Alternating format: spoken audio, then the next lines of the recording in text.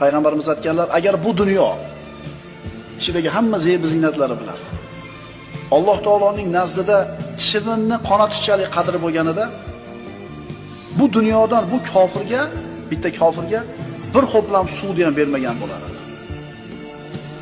Siz bilan biz intilib o'lib qolayotgan, kesa quvonib, topolmasak siqilayotgan mana shu dunyoning matohi, shu dunyoda zeb-ziynati Allohning nazdida chivinni qonatichalik qadri bo'lganida kofirlarga bir ho'plam suv ichirganchalik ham bermas edi.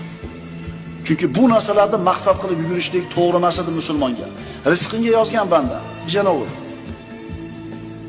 Onasini qorniga joylashib 121-kunga to'lgan kuni Alloh taolo uni rizqini yozib qo'ygan. Siz uni g'am qilsangiz ham o'sh keladi, g'am qilmasangiz ham o'sh keladi. Siz nafaqat mehnat qilib qo'yish sababini qilib qo'yishlik. Lekin shu narsani maqsad qilib boshimizga kiyib olganmiz.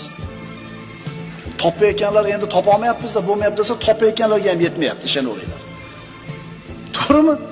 Topayotgandan so'rang-da, avvalgidek emas deydi.